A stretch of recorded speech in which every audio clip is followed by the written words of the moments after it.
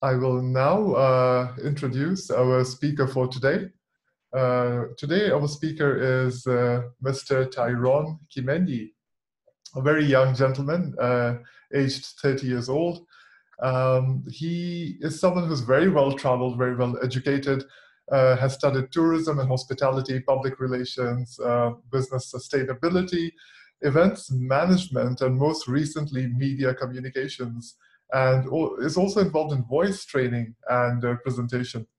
So with that, Tyrone, we look forward to this wonderful presentation you're going to share with us about not only your journey, but also about the hospitality industry.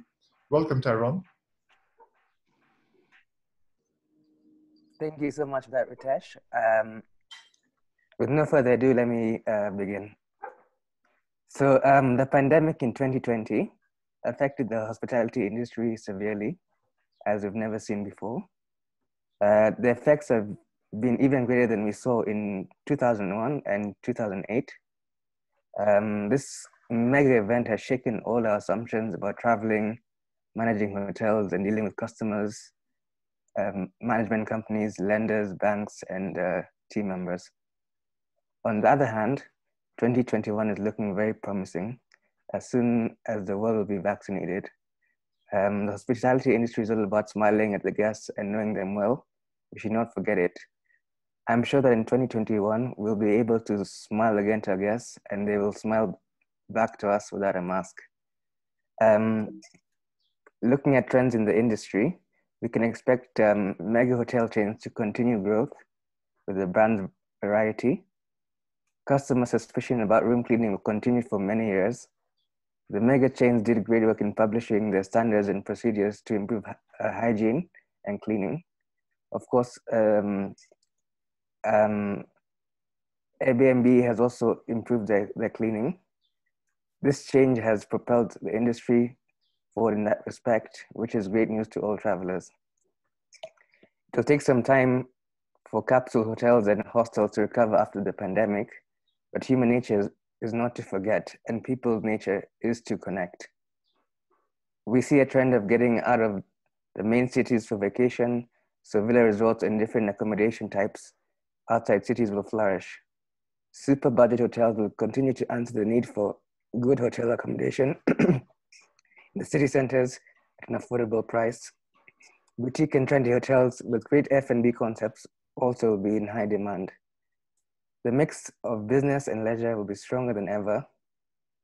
Accommodation for younger travelers, ages 20 to 35 years old, will grow, and resort types of accommodation for the elderly who want to mix business and leisure in attractive places will grow as well.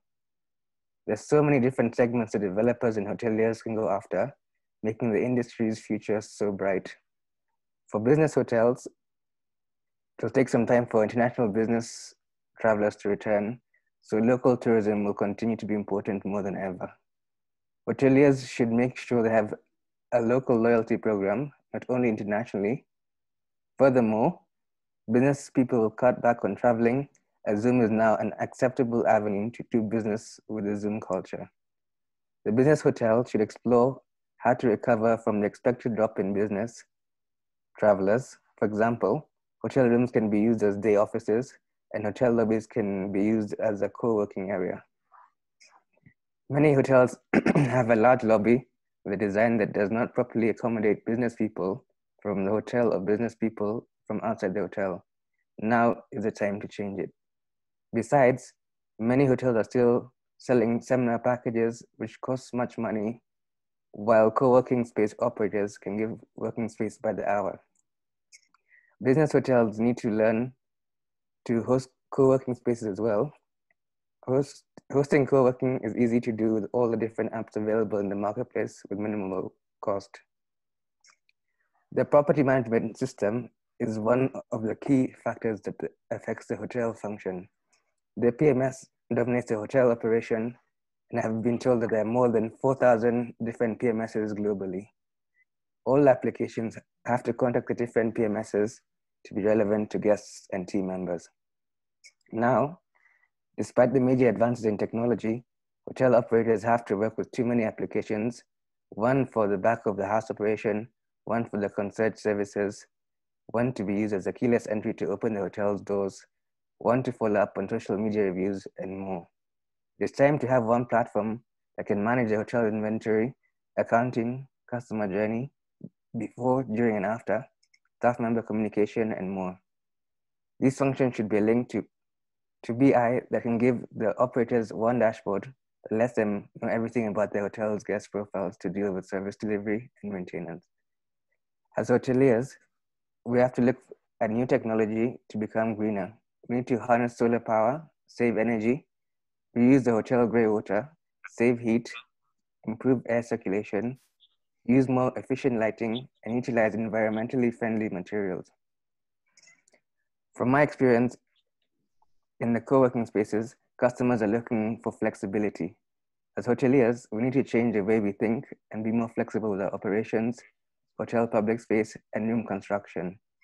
Flexibility should extend even to the point that room configurations and sizes could be changed easily per guest needs.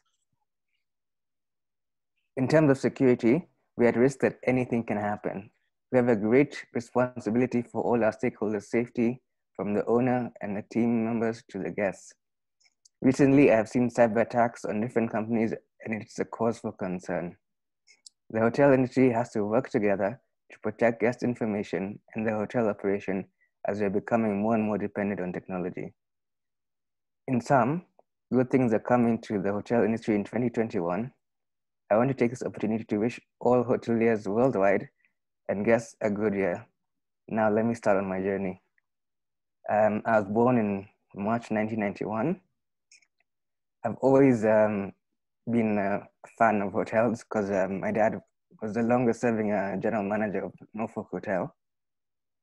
He was there for about 37 years before he moved to Mount Kenya Safari Club. And now he's currently the CEO of Hemingway's. I've traveled to so many hotels because of him, from London to Mauritius to Switzerland to the United States, so many places. And that's what has inspired me to enter this industry. In Kenya, we have everything. We have safari, we have the beach, we have lakes, Naivasha. Kenya is just blessed to have so many things, including the migration. And there's room for a lot of improvement as long as we take care of our nature. And with no further ado, hope you enjoyed my talk. Thank you very much indeed, Tyrone. And if you'll allow me to ask you a couple of questions, and I'll also request all the club members and guests who have tuned in, if they can also inbox their questions, and I will call them to ask their questions as well. So Tyrone, due to this pandemic, naturally we are aware that we have had no choice but to go into lockdown situations, and naturally the hospitality industry has been the backbone, as well as it's a major income earner in terms of all the international guests we receive. And also, once the pandemic began and we had the initial lockdown, there was also a shift. The government decided that let's change the narrative, and the hospitality sector started probably targeting domestic tourism. Exactly. They started, it's called staycations, where you can go, let's stay to Watamu or anywhere, and they'll give you like a residential rate, which is like half the price, just to sustain the industry. So tell me, I know for a fact that the hospitality industry is currently still struggling, because naturally all these hotels, they happen to have all the fixed expenditures, and naturally there's no way running away from fixed expenses. Is there any impetus which has come towards the hospitality industry from the government? I don't think so, but to be honest, like in terms of Hemingway's, they've had to lay off some staff, which is really, really, really painful. Because some of them have families, and yeah, it was really, really like sad. But what I'm hearing from you also, whilst I'm waiting for more questions to come in, what I'm hearing from you also is that somehow you see a positive trend happening soon, where everything will soon start stabilizing. Yeah, I think that's as long as more people get vaccinated, people will feel safer to go to hotels. That definitely is a fact. And tell me, with regards to hotels in Nairobi, mostly, I know Nairobi being a business center as well. A lot of travel usually also happens. It's a hybrid, isn't it? It is. Mombasa, we'd see mostly it's leisure and maybe seminars, but in Nairobi itself, being the heart of the business center in Kenya, it's usually business. So tell me how has Hemingway been affected by this situation? The good thing with Hemingway is Nairobi, we have our loyal guests. So they, like most politicians, come there for their meetings, like Matiang'i, Raila, Ruto. So like that has been helpful because they come with like all their crowd. And then on Sundays we have a brunch every Sunday, which is always fully booked. That's amazing, even during these times. And I do know for a fact that that's because of the uniqueness of this particular hotel, which perhaps is a boutique hotel. But naturally, that cannot be said about most of the other hotels across Nairobi, due to the fact that most of them happen to be probably business hotels or Yeah. conference hotels. I would like to call upon, I see two hands have been raised, Ambassador Dr. Josephine. Thank you very much, President Ritesh. Tyrone, thank you so much for coming to address us. I am so impressed by your presentation. I know it takes several hours of thinking to put together a presentation such as the one you've delivered, but it takes more than that to come and talk with us at the Rotary Club of Nairobi. I want to ask that you continue with this in your stead, continue to keep speaking up and speaking out. It's lovely to see young people coming to the table and talking about what they're doing professionally. Congratulations. Thank you so much. Yes, and then I want to say, perhaps I shouldn't be surprised. I know both your parents. I know Richard Kimenyi, and I know Lydia. Your mom. Yeah. Yes, Lydia. Lydia is a younger sister of another Ilako, who I know very, very well and met not too long ago. But Lydia and Richard are both dear family friends. I ask you to pass a warm message of greetings to them. And so I have two questions. The first is this Hemingway's in Karen linked to Hemingway's in Watamu on the North Coast? That's the first question. Yes. And if so, are they reciprocal arrangements between the two hotels? That's the first. The second question, you've spoken about domestic tourism. I want to know, how can an average Kenyan put his or her traditional home setting, cultural setting like ours on the lakeshore of Western Kenya at the disposal of other larger hotels so that we link up onto this domestic tourism circuit? Thank you. Okay. The answer to your first question, yes. Hemingway's Karen, Watamu, and there's also one in the Mara. There's actually three. Yeah, but the one in Mara is quite new. It's called Oliseki, but it's quite expensive. It's like about $2,000 a night. Secondly, my mom passes her regards. She's actually sitting behind me. And sorry, what is the third question?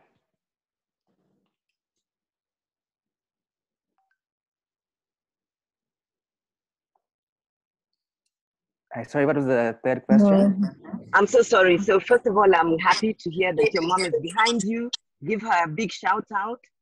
And then on the third question, I wanted to know how an average Kenyan can utilize their home to link up to the domestic tourism circuit. For example, in Western Kenya, there is a Western tourism circuit. I come from the lakefront. how can I link my lakefront home with the setting around the lakeshore to the Western tourism circuit? Do you know how we can link up to larger hotels and larger settings so that we actually boost domestic tourism? Actually, I think the best person to answer that is my good friend Ogutu, because she's also from the lakeside and she's always there. So Ogutu, do you mind answering that question?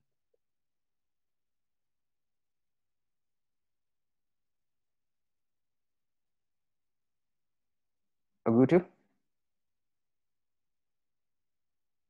Hi, can you hear me? Okay, so I think it's definitely fantastic. It would be great to see, some of the chains around the world and some more hotels, even in Western Kenya, being able to, work with these other companies. But, just as the same way with, quality and standards, a lot of these hotels, actually, that was one of the things I'd said when I was just in Kisumu, seeing how Best Western have put up a whole new hotel. However, you have Sunset Hotel, which for the longest time is a government-owned entity, but they've refused to sell off to other partners or even to find a way to partner even with some other private institutions. And so now you have a hotel there that's not being utilized and not being used.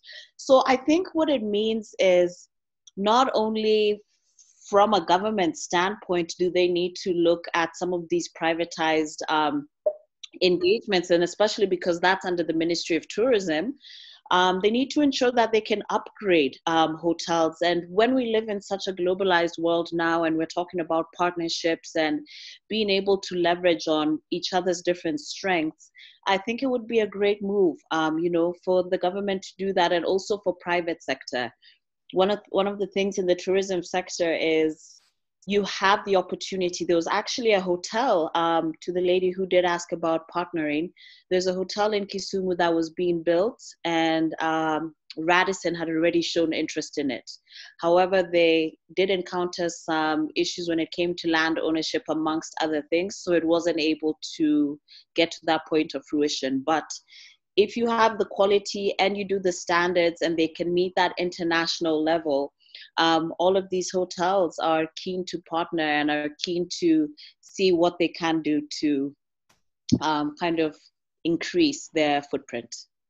Thank you. I hope I answered the question. Yes, you did. Thank you very much. Thank you very much for those wonderful insights. And now I will call upon Rotarian Onesta, who has a question for our speaker for today. Rotarian Onesta. Hi, good afternoon. Yes, thank you very much for the good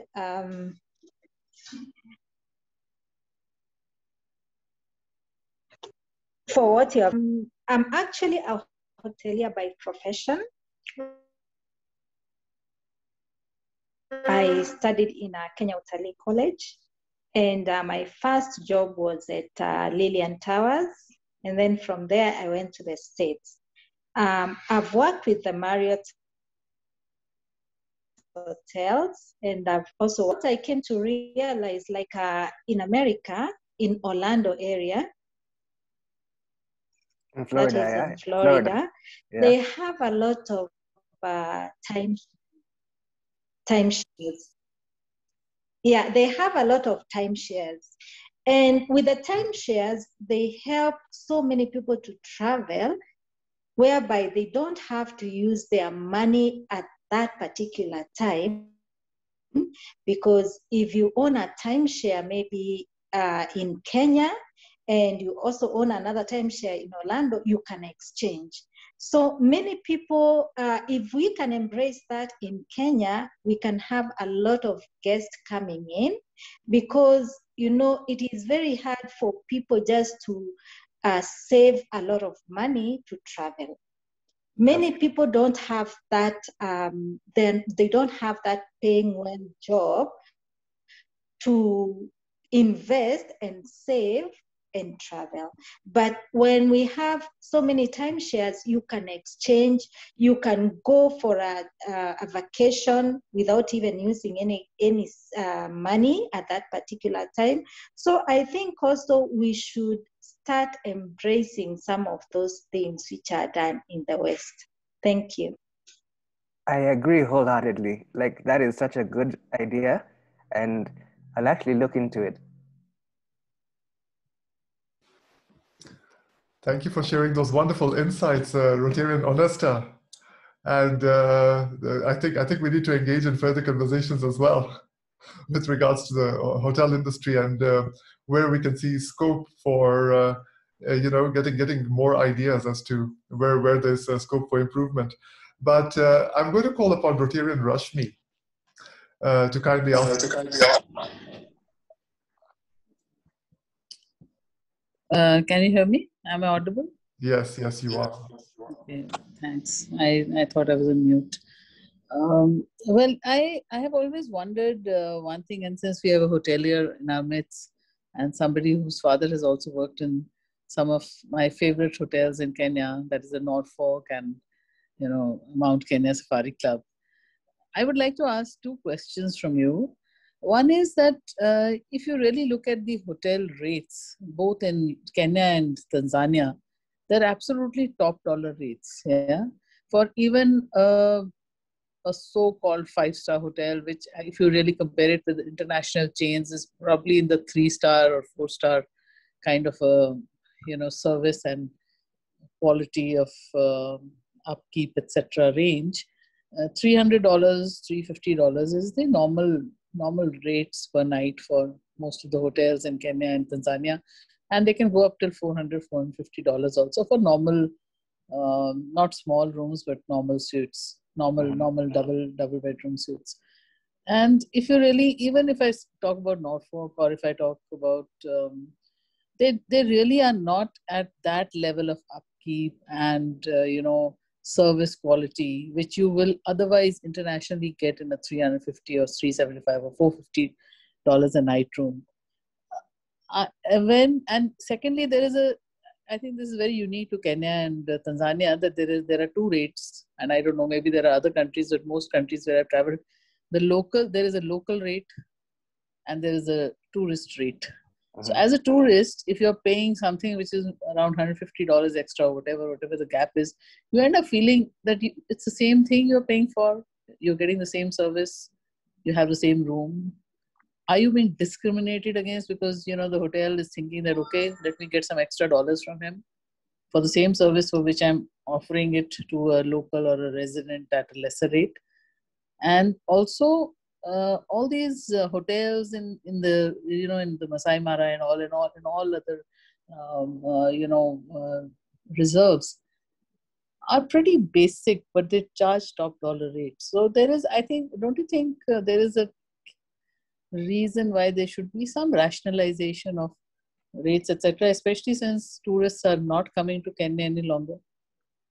Yeah, I wish there could be like a universal rate, like no discrimination. Like, I wish it was just universal, because I don't see why someone is paying $150 extra for the same service and the room is the same. It doesn't make any sense. And the sad thing is, did you know that the Norfolk closed? Yeah. Yeah, I know that. Yeah. Yes, and I think it's a big loss. Yeah. It's such a heritage. I think once my dad left, the standards just went down and down and down. Actually, I used to live just next to Norfolk, and I was practically a daily visitor since I used to use the gym and pool. Oh, but wow. I think it was one of the most beautiful places that I've seen converted into a hotel. Very genuine and excellent staff also. I don't know. I really felt bad. I think I shared it with a lot of my Kenyan friends that Norfolk closing is a very, I think it's a heartbreaking moment. Yeah. For people who visited there. And the sad thing is they didn't pay their staff any severance fee. Yes, I think they didn't have. I was going there in the days when they like when the decline had set in and when COVID had started, that was the hotel which was always full. You know that. Yeah. Yeah, it had a lot of foreign tourists and all. I think the high net worth for the high end tourists used to come to Norfolk, Yeah. and there were days when I would not see a single person there. So Yeah, for several months they were operating an empty hotel, empty seats, empty rooms, empty tables. Could I? Like I don't know if you remember the gift shop at Norfolk. Yes, yes. There's I a do. staff member called Christine. Okay. She was actually my first nanny, so my dad got her the job in the gift shop, and she became the manager there. Okay, I have met her a lot many times. I have And an interesting question actually to add here. You know, since we have talked about Norfolk closing, and Rotarian Rashmi, you've actually mentioned very interestingly that the hotel was experiencing a low level of influx of guests, even prior to the COVID situation. But this is what I want to touch on, because you see, as much as we blame the COVID situation, which is a fact, it's actually been quite detrimental to our tourism industry. And Kenya actually thrives on tourism naturally. I have a question with regards to, you see, most of us are aware that Intercontinental Hotel also went into receivership prior to COVID-19 pandemic. And we saw the same situation happen at Jacaranda. We saw the same situation happen to many hotels, which are very renowned and well-known hotels in Nairobi. So is it a fact that all these other smaller hotels which are coming up and mushrooming, which are probably more convenient, probably to the centers where facilities are being hosted, such as closer to United Nations or closer to venues which can actually host conferences? Is that a reason? Because people probably are just looking for a bed and breakfast place. What exactly is the reasoning behind a hotel like Intercontinental, going into receivership? When we know for a fact they have corporate clients, all the company announcements are taking place there. I particularly, it's quite confusing. to be honest, I think people are just tired of going to the CBD. They'd rather go towards United Nations, because there's Trademark Hotel there now. There is the Renovating Tribe right now. So I think, and there's not so much traffic on that side. So I think people just prefer to go where there's not too much traffic. So Tyrone, I have a very interesting question here, and maybe it's a question which may not resonate with most, but shouldn't there be a body of hoteliers who actually look into the fact that such hotels, such as the Intercontinental or let's say the Hiltons and all, which are facing such financial turmoil, that they should not go down under any circumstance? Because at the end of the day, usually what happens is all these hotels, of course, you're all at a level where, of course, the five-star hotels such as Hemingway and your peers, you are also borrowing best practices from each other, and you also it's not quite competitive at that extent, because you're all also located, like you mentioned, in various parts of Nairobi. So each hotel has its own identity and its own persona, and of course some have these boutique qualities to them. But is there any movement which takes place between all the the GMs, or what exactly is there a body which There is a GM's group, but I think it should be stronger. They should uplift each other when things are down, to at least sustain these other hotels which are going through turmoil. Absolutely. Well, we hope that with this conversation and all, you may be able to take back some of our points back as well to the powers that be in the hospitality industry in Kenya. And I'll call upon Rotarian Winnie, whose hand is raised. Rotarian Winnie, you have a question? Thank you, President Ritesh. Thank you so much, Tyrone. I have a niece by the name Tyrone. He's actually a huge fan of you, and he would also like to meet people like Sir Charles Jonjo, Richard Branson, and Chris Kirubi. He really adores you. Oh, thank you. Yeah, and my question is actually is about the at the moment, because of the pandemic that is going on. I think if you've been following the news in Europe and in UK, they're trying to open up the hotels and all that, but the challenge here is that they're not able to get the staff who've been working for them because they've been out of work for the longest year. I'm being one of them. I've been a hotelier for the longest. I worked in Dubai for 10 years, and I worked in Kenya again for 4 years. Then I relocated. I'm in Germany, but because the hospitality industry shut down, I'm a certified social worker. So I find it easier for me to work as a social worker here in Europe. So it's quite a journey, because it's very difficult for the people who are working in the hospitality industry. There are no jobs. I mean, the hotel has to again train people, new people. You see, they're going to spend a lot of money training these new people, yeah, because the people who are working there before already left. Others are especially the young people right now, they're doing their own businesses. They're new entrepreneurs. They're doing their own jobs. So my question is, how are the hotels going to overcome this challenge of where are they going to get the workers? And my other actually is a recommendation, or it's something I've noticed here in Europe. I think if it's doable in Kenya, because you mentioned we should embrace domestic tourism in Kenya. I totally agree with you. Personally, when I was in Kenya, me and my friends, we had a group of friends. We would, let's say, go to, for example, we go to Elementaita. One of our friend, or a friend of theirs who owns a home there.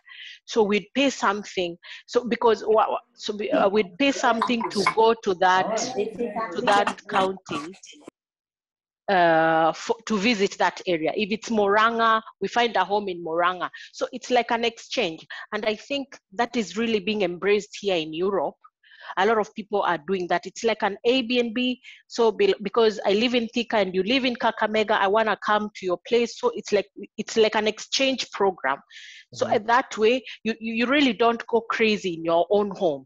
You want to go to Muranga, I want to go to Kakamega and Kisumu. So there's a link. We all meet, and then we say, okay, let's visit this place. And then from that link, you find somebody who lives in that area. I think that's another way of our own domestic tourism in Kenya, because now things are very difficult. I think that is one of the things we should really embrace. Thank you so much, Tyrone. You're so welcome. First and foremost, say hi to Tyrone. I will. Thank you. Give him all my best. Yeah. I will, sure. Right, I've seen two more individuals have raised their hands, but first I'll give an opportunity to Mike Eldon to kindly ask a question or give a comment. Thereafter, Ogutu. Ritesh. Tyrone, my question is, how well do you feel that hotel owners and hotel managers are represented by the Hotel Owners Association, within the Kenya Tourism Federation, within KEPSA? People like Manu, Arun, Patrick Obath and I are very active in KEPSA, and we know through people like Mohammed Hersi and Mike Masharia that there is a big voice for tourism as we sense it. How do you sense it? And before I close, regards to your dad, Richard, and the family. Thank you so much. I don't think they're represented well. That's why he even resigned as vice chairman of Kenya Hotel Keepers Association. He felt it wasn't strong enough.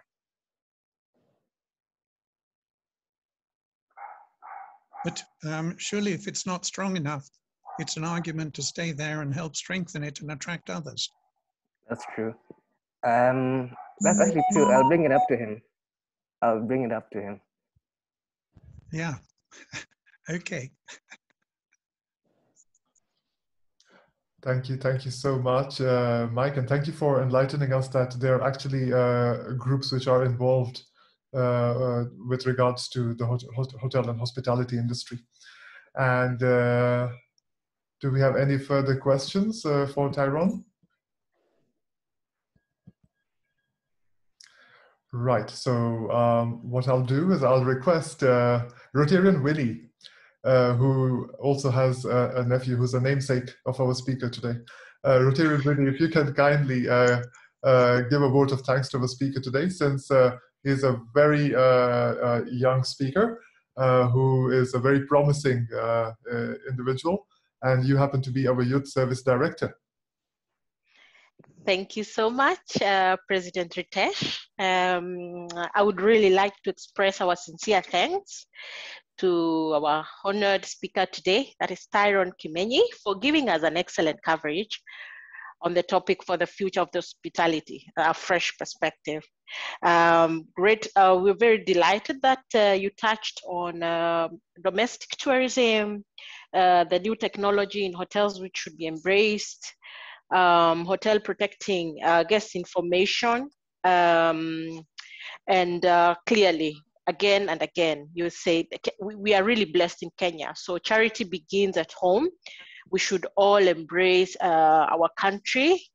And yeah, as you said, the hospitality industry and tourism has been really hit hard, but overcoming the crisis is not a new thing.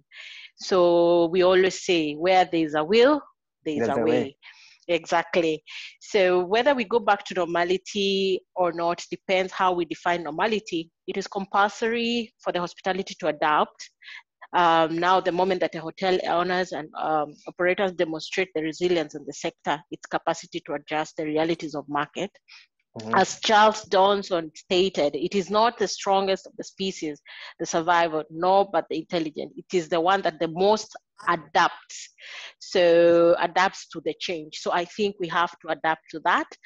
And very much thank you from the youth. We are really delighted to see one of our own, and we hope you join us as a Rotaractor or a Rotarian, and very grateful to have you today. Thank you so much. Tyra. Thank you. Do you mind me adding one thing?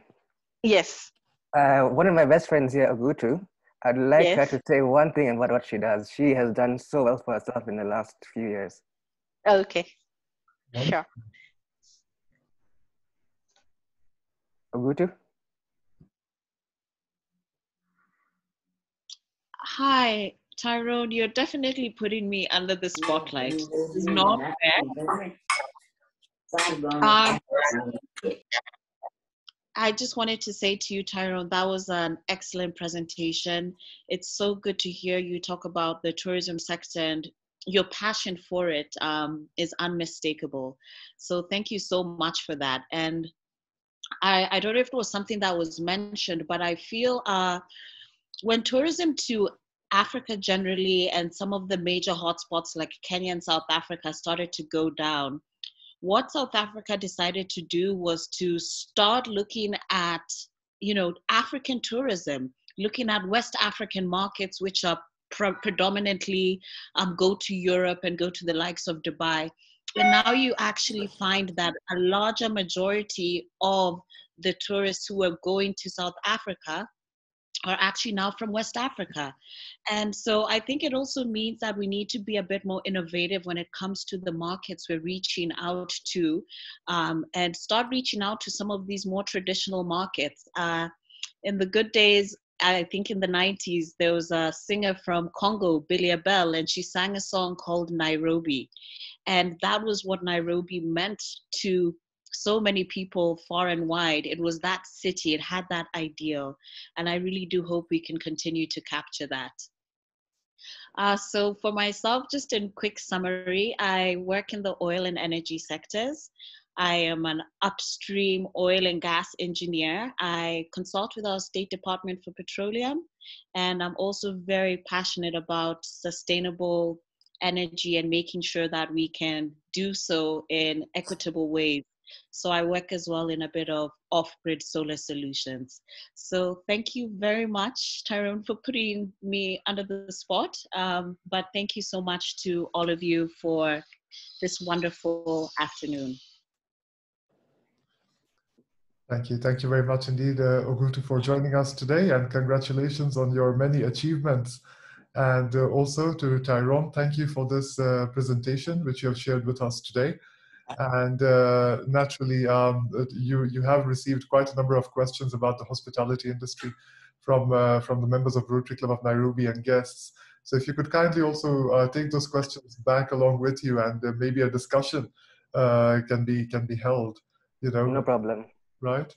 Yeah. But one thing which I do know for a fact is that we all love Kenya very much, and we do want to see a revival of the tourism industry, because we know that the tourism industry in Kenya is probably one of the backbones. It's a backbone of our economy, and we also do hope and pray that with all that's happening with the pandemic situation, and hotels definitely are not doing too well, laying off staff and all.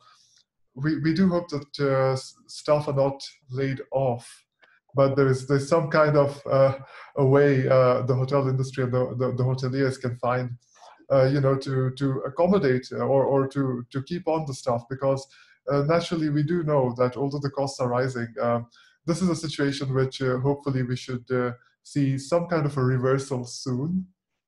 And I like the point which Ogutu, your friend, raised, that South Africa was very quick to see opportunity within the African continent and reach out to a certain market. So maybe Kenya is next in line to probably target a similar market. Well, thank you so much for being our speaker today. And with that, I'd like to close the meeting. I'd like us to raise a toast to all the Rotary clubs which joined us today. And we had Rotary Club of Karen, we had Rotary Club of Bangalore, and this is to Rotary the world over. Cool. Can we take a screenshot? Yes, we can. Perfect.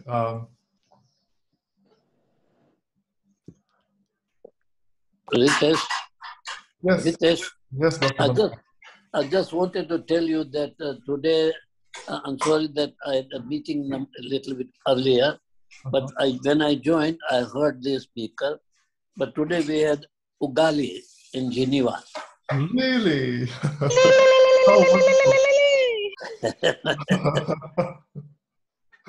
But it was with yellow flower, not the white flower. Last time we had 2 weeks back, it was white flower. This time it's yellow flower. You're eating very healthy. Yeah. Wow. You're eating very healthy food. Well done, Manu. Yeah. And you look very happy. Tell us, when are you planning to come back to Kenya?